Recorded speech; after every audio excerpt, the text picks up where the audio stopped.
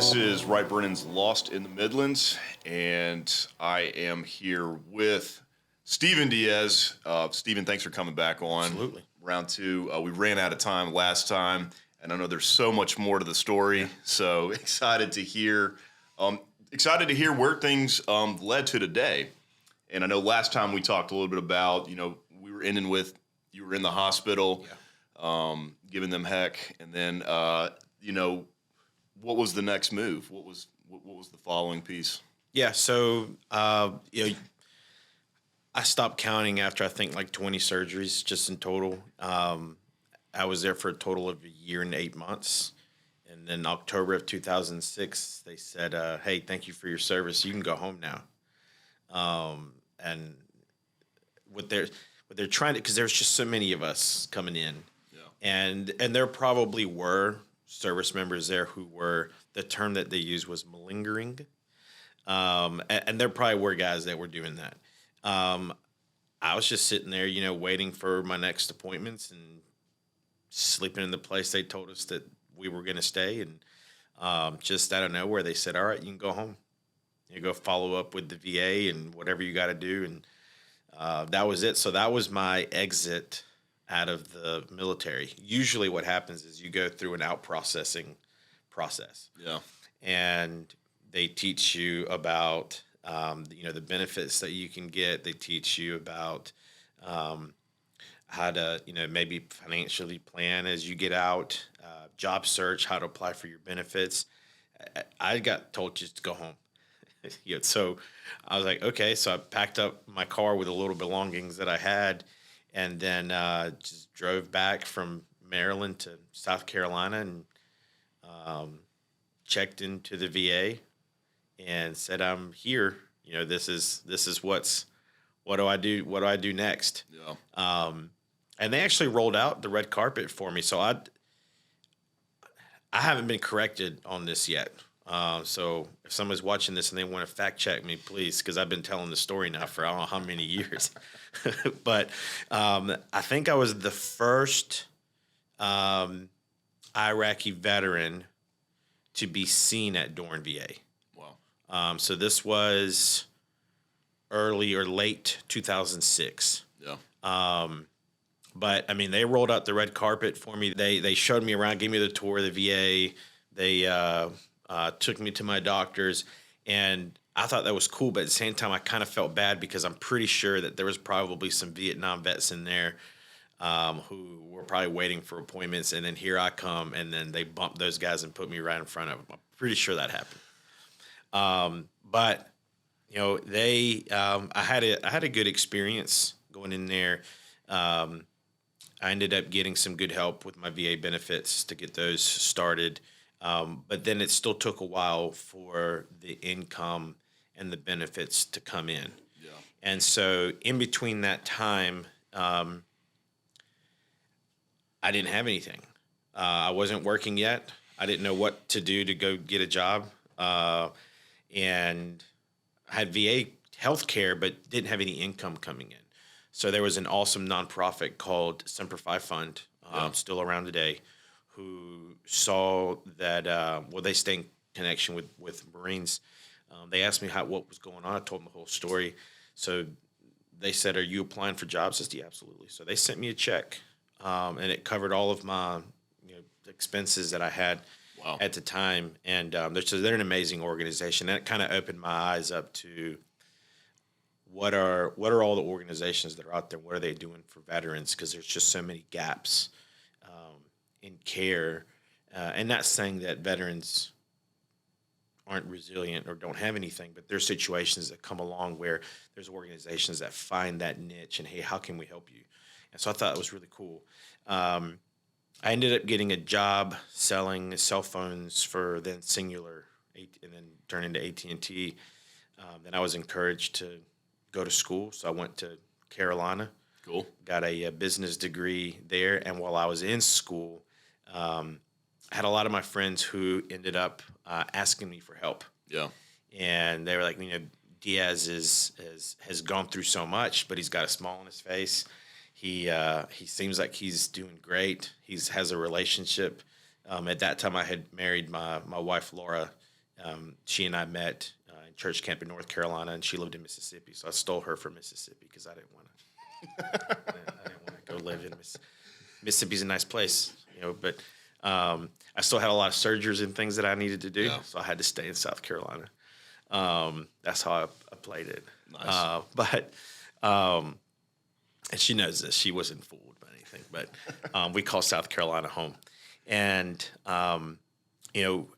during that time, so we're talking, 2010, 11, 12, 13 time frame, friend after friend were losing their life to suicide. And they all of them had asked me for help.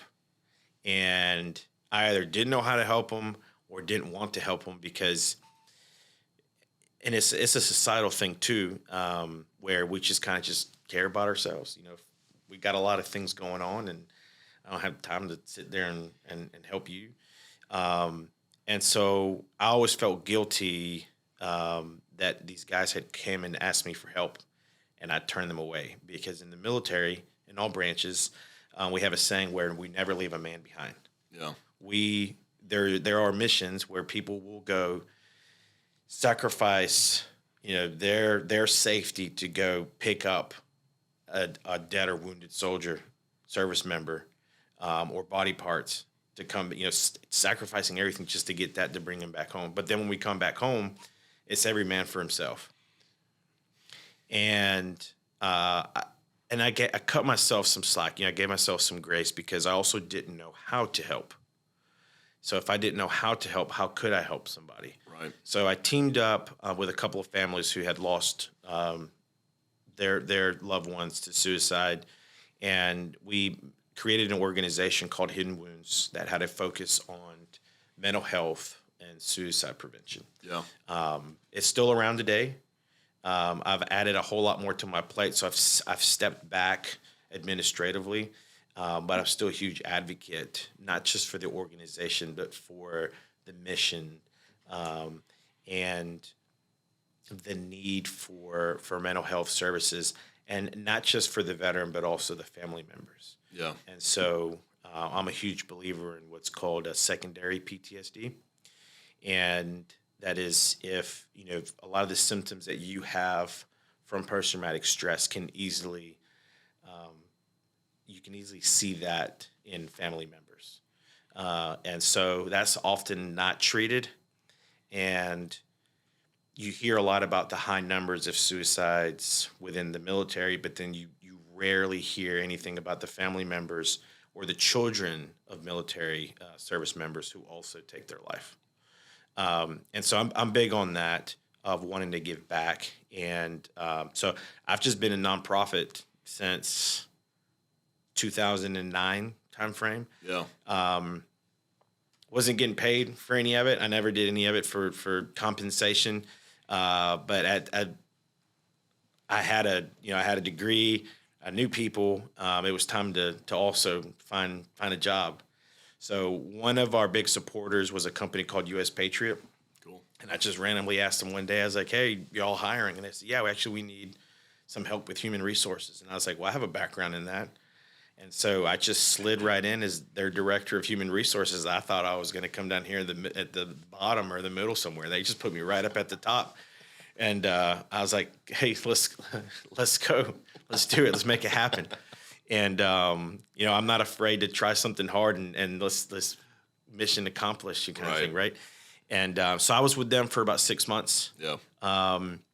Before a new opportunity came about in financial planning, something I never thought myself to be a part of or do or have any knowledge on. But my interest in that started in 2016 when I had my son, Thomas, and my wife coming from a working class family, my family being, first generation immigrants here, zero planning at all. My dad's suffering from dementia, not at the time, but later on. And I was like, if we're going to change anything for future generations, and it's going to have to start with us. Yeah. And so interviewed a lot of different financial advisors and found a guy that I really liked and felt like I connected with over at Northwestern Mutual. And about 2 years later, they had the conversation. Hey, have you ever thought about doing this? I said, nope. Confidently, nope. It's not my background. I don't know anything about it. I'm not good at it. I suck at math. There's a continuing education thing we have in the military. I'm pretty sure all the branches have it, but ours was called like basic classes. That's called Math for Marines. And I told them, I was trying to get them to not hire me. Right. And so I told them, like, yeah, I cheated at Math for Marines. I still have the Scantron to prove it. I said, I'm just not this. I don't think I'm the guy that you're looking for. Right. But I'm very competitive. So I had helped start a Hispanic networking group a few years back before that. And one of the guys that I'm friends with went up to Charlotte and works for the company. And so I asked him, I said, hey, what do you think about this career? I don't think it's good, man. I don't think you should do it. I said, but you've been doing it for like a year and a half. There's got to be something good about it. Oh, yeah, but I don't think you should do it. I said, man, this is weird. I think, I like to read people, and I feel like maybe you see me as a threat. No, that's not it. I was like, yeah, it is. I was like, I'll call you back. So I went back to the office, and I told the guys, I was like, I'll do it. It sounds like this guy, he sounds like the recruiter that told you not to become Exactly. Don't tell me I can't do something, because there's something in me that triggers, and but it only works for that. It doesn't work for yard work and dishes and cleaning the house. It doesn't work. My wife's awesome. She does great work at home. I help out. Don't. We know. But so I told him, I was like, hey, I'll do it. Yeah. I'll do this. And they're like, well, what made you change your mind? And I was like, I want to know what Jaime Cuellar, good dude, I want to know what he's doing up in Charlotte, and I'm going to beat him. Solid. Then I'm going to quit. They said, what? I was like, I just want to see if I could do it. Yeah. Prove to myself that I could do this something that's this difficult. Because I started doing research, and I mean, it's incredibly hard to be a financial advisor. And then a part of being a financial advisor is also learning about life insurance and disability and a lot of risk management.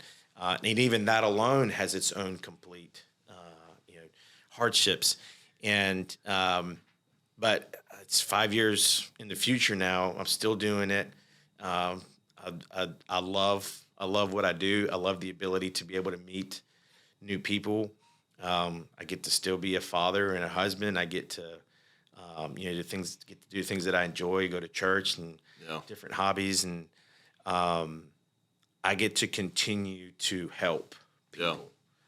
Yeah. Can I ask you a couple questions about let's go when you were making this decision?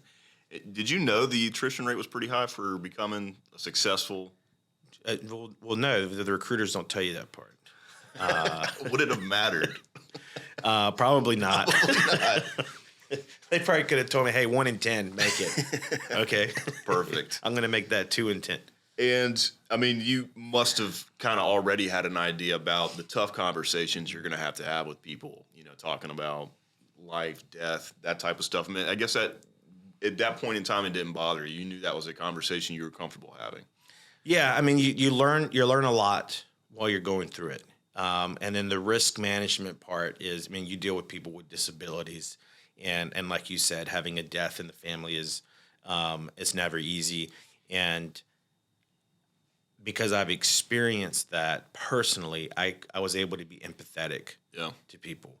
In a industry and business where now everything is virtual and you can send everything that they need through emails, I go and I hand deliver life insurance claims to families. I will go to the funerals. I will help them plan their funeral, because you're dealing with something that's the probably the hardest thing that they're ever going to experience in their life. Yeah.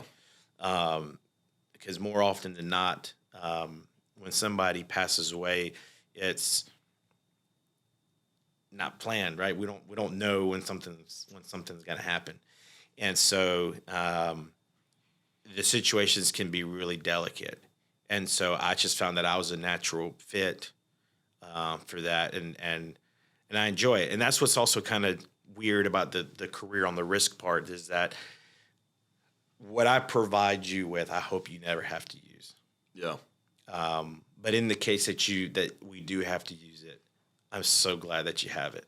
Yeah. And that's the part in this career where it's so rewarding, because people will tell you, I'm so glad that I put this in place, because if it wasn't for that, life would be completely different. And then you hear the opposite side too, where people don't plan. Yeah. And they say, I wish I would have, which makes me work harder when I hear that, because then I don't want to scare anybody into doing anything.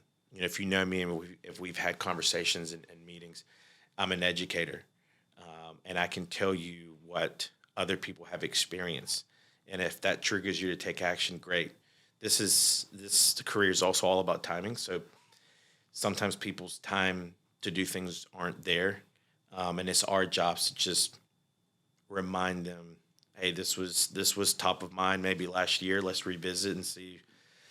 Because what I don't want to happen is, in between that waiting period, they're hit with a disease or they get some type of injury. Now we have a pre-existing condition that now makes it even harder or more expensive to continue to get that same plan that we were looking to get some time back.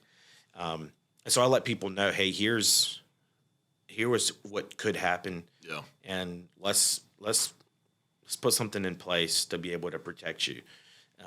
And then it's not rare for me to also work with people's CPAs and their financial advisors. So, I am a financial advisor, but when we're doing the risk management part, there's a lot of times that people already have somebody, and I don't need to step on toes. The things that we do and we offer can complement a lot of the planning that people are already doing. Yeah. And so it just gives me even more of a conviction to be able to help. Well, I want to hear about that unique offering that you guys have, but the challenge of your job and some of the tough conversations, it seems like it's almost twofold. You have the experiences, disability, death, et cetera, that stuff, but then you also have to talk about people's finances, which can be a tough conversation. Like when people don't like to talk about money. It's easy to talk about roofs. Yeah. Nobody cares when I'm talking about roofs, but you do bring a special degree of professionalism. And can you tell me, like, kind of how do you navigate those conversations, the money side? They have to earn your trust. If you're not a trustworthy person, it's probably not the job for you. It's just not. It's going to be hard. Yeah. So, I'm big into how can I help you, and then also for people to see that the things that I am showing you that it could be good for you or your business, I also do myself. Yeah. So I show people, like, this is what I do for my children and why. Here's what I've put on my parents and why.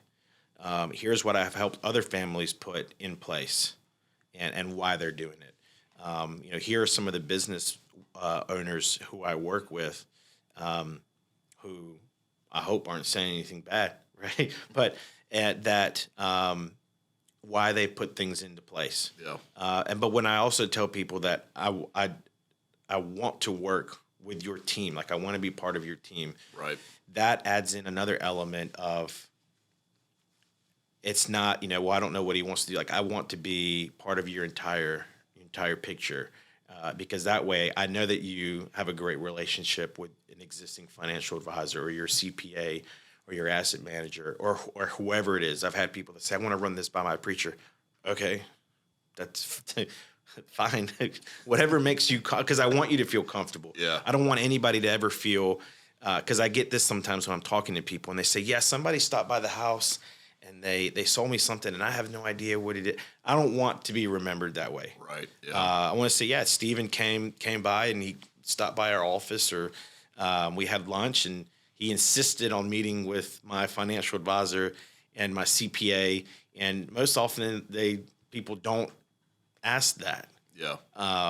Because I don't want to step on toes. I'm a firm believer, and our platform is built on, if your risk management is part of your entire financial planning portfolio, the chances of you having a better retirement or weathering through a storm is just so much better. Yeah. And there's so much data to back that up because most of the time when I meet with people and they do have some things in place, they operate in silos and none of them talk to each other.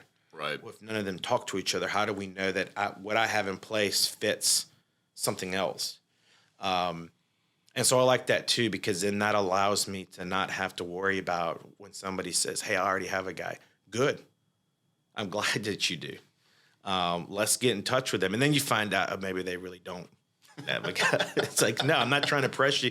Right. Even if I don't walk away with anything, I know that I've always, it's when I tell people worst case scenario, if nothing happens, you just had a multi-billion-dollar company tell you, hey, you're all set. Everything that you're doing is good to go. Yeah. And even then I feel accomplished. Like I did something good. They now better understand. And it also, that adds to your sincerity. It adds to, people gaining trust in you. And it also makes you referable. That's something else. If people can't trust you, they're not going to refer you out to people. This is really not the career for you. Because that's what I like. I get approached by people. How many cold calls do you do? I don't do any cold calls. I've got to be terribly bored or in a bad spot to be doing cold calls. We operate mainly on word of mouth, and I think that's amazing. Yeah. So if you and that's why I've been able to succeed in this career for so long is creating those relationships. And I always feel glad when somebody calls and they say, "Hey, right, Brennan, a good friend of mine said I should talk to you." Yeah. Well, great. Let's see how we can help. So I enjoy it. So I wanted to get back to that unique offering that you guys have at Northwestern. And you talk about how it fits into the big picture, how it's a part of, a greater investment strategy. What is that unique offering that you guys have? It's comprehensive planning. So most of the times when we come across people, and like I said earlier, they operate in silos. They have somebody, and I'm not saying that individual, that planner, whatever it is that they do for them is not good. However, if it doesn't fit inside of a comprehensive financial plan, chances are that when the time comes that they need that policy to operate, it's only going to be good for certain facets of whatever plan that they had come up with. And so say, for example, like a financial advisor or an asset manager, their job is to help their money grow or to help them from losing money in the market. Yep. That's great. But that's all that they're doing. Yeah. And so if that's not connected to, well, what if you get a disability and now you can no longer work? And the money that you had coming in was help funding your retirement planning and your investments. And if that money's not coming in anymore, what good is that financial planner or that asset manager good for anymore if you can't bring them money for them to continue to help it grow? What if something bad happens, like you get hurt, or I've heard you talk about key man. Is that another part of that? Like if somebody in your business goes down, that's a key man, then that's another part of that risk management. Right. That issue. Is that correct? So that's a good point. So as a business, so we have a mutual friend who owns a tree cutting company. So if you have one of your key employees go down, now what are you doing to put in place? Are you having to step in to then take over? And then what roles were you doing that now are being ignored? And so in the example of, like, say, a key man, that helps a business owner retain also, because now it could be created to be a benefit for that employee. Right. And now we're getting to the deep into the gears of things, but it's the thing that I think about. Sorry, it's what if something horrible happens in my business? Exactly, and so because what you're doing, yes, it's an expense. Most of the time, it's a tax deductible expense, and that's why I want to talk to CPAs, because I want to know, hey, where are places where they could be paying less in taxes? Because I've yet to meet a business owner that says, no, thanks, I'd rather pay more taxes, right? I haven't met that unicorn. Me either. Yeah. And so there's things that can be put in place that help protect them being able to continue to run the business efficiently, and if something happens, it's okay. It's almost like those kind of like cheesy commercials where they call. I mean, it's okay. We're going to take care of you. Yeah. But it is, and it's things that we've been able to master. And so this company, the reason that I chose it as a client, I mean, it's been around since the 1800s. They've continued to return a dividend on their policies, various policies, and they have survived every single market crash. I mean, I could go on about it, where other companies who are great just don't have the same record. And so when it came time for me as a client to say, who am I going to pick? And then I picked this company to then say, now I have the privilege to work with them and show people, hey, this is why it worked for my family. You know, hopefully it can work for yours. And if not, that's okay. We have the ability we're not captive. If there's another company out there that better serves your needs, let's get that taken care of. Because then at that point, I'm not serving the needs of the company. I'm serving the needs of the client. Right. And that's huge. Yeah, absolutely. Yeah, and that's another unique thing about Northwest. I mean, that is an impressive track record to be around for so long. We hit on B&I. We're in the same group. I love referral marketing too. It's a lot of fun. It's more fun than cold calling, that's for sure. Absolutely. Is that one of the reasons that you moved into the referral, or is it? I mean, it's also. Well, it's selfishly, I get energy from meeting new people. Yep. And I enjoy it. And part of that, I'm also, if you haven't noticed already, I like to learn new things. I like to try different things. I'm a big do-it-yourself kind of guy. And when I found out about B&I, you know, the way it was explained to me is you get to meet with a bunch of other business owners and see how you can help them, not how they can help you. Yeah. Because in that, you know, there probably are other groups that do have that model, and they probably aren't around, you know, anymore. They don't work well. No. And so, you know, I joined my first group in 2019. Awesome. And, you know, you have some hiccups because you learn. Yeah. And people are people. And what I like about it is that it's all about what you put in. And if you go in with wanting to help others before you help yourself out, you're going to have a great experience. Yep. And I have a history of that. I mean, you know, my family came here to give to other people. You know, I feel like I joined the military to give back, and to represent this country. I started nonprofits because I wanted to continue to give back. I was like, this is a no-brainer for me, my personality, the way that I feel like I want to run a business, the way that I want for people to remember me. And so now it's been over 4 years that I've been in B&I. The group that I'm in now, the group that we're in is amazing and continues to grow. But then again, you're not captive, right, to this group. You have an entire, I mean, it's huge. And so I also don't pretend to know or act like that I know everything. So, you know, if somebody starts telling me about their roof that's leaking or something, I'm like, hey, I know a guy. I like being in the office that I work there. Like, all right, what do we need? Ask Diaz, because he knows somebody that and I like to be, I like to be that person. And if you do that enough, the way that B&I works is that will be returned to you. Yeah.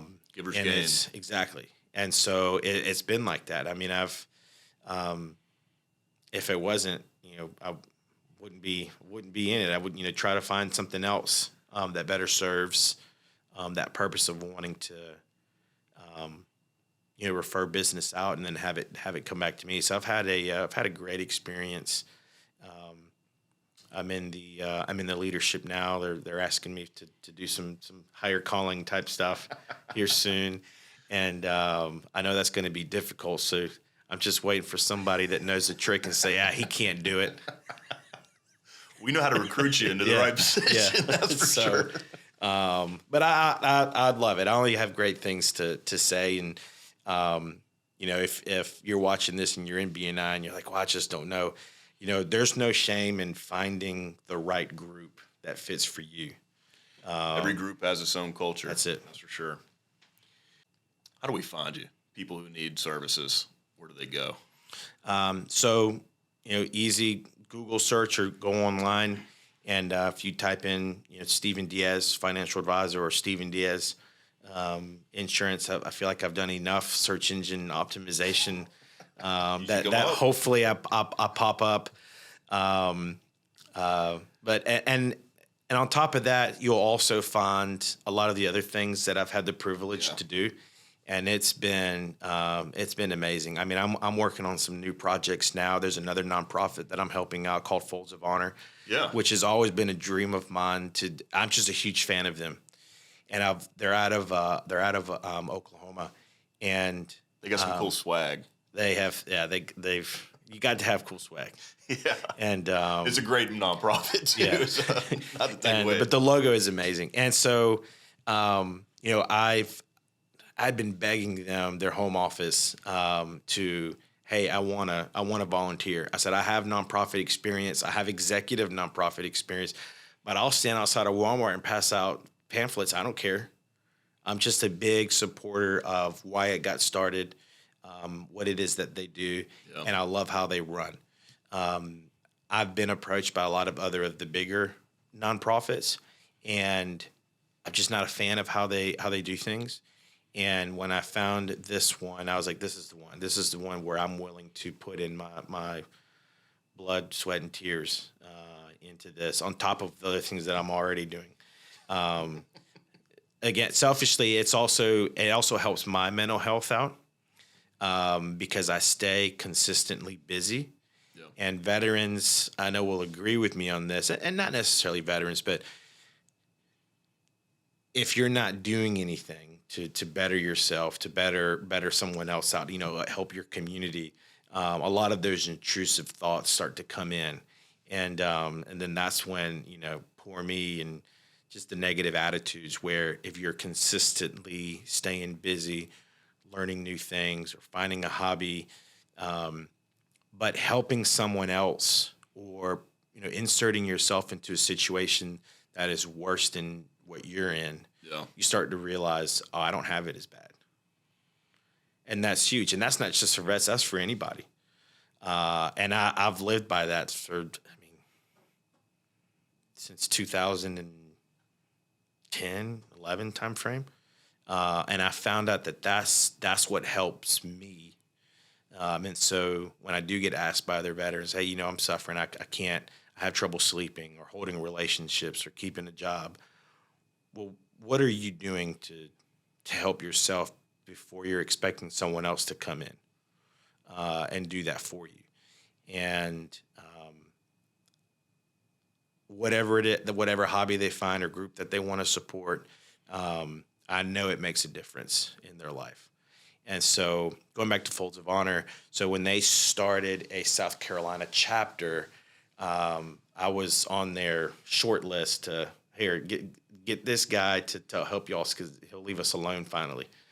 And so I've been helping them now for the past almost 4 years. Yeah. In raising money for scholarships for those who have been severely injured or who have died due to their military service. And then last year we just started doing we started opening up the scholarships to first responders. And so in August, we actually have our first responder event with the Fireflies. Cool. Here in Columbia, South Carolina, where we've got chosen to be the nonprofit of the game for First Responder Night. And we'll be honoring firefighter Mueller, who just recently passed away from Irmo. And so that's going to be awesome. So, it's stuff like that where really cool. It's not about you, right? Yeah. It's about the community and who you're able to help. And that's just so rewarding.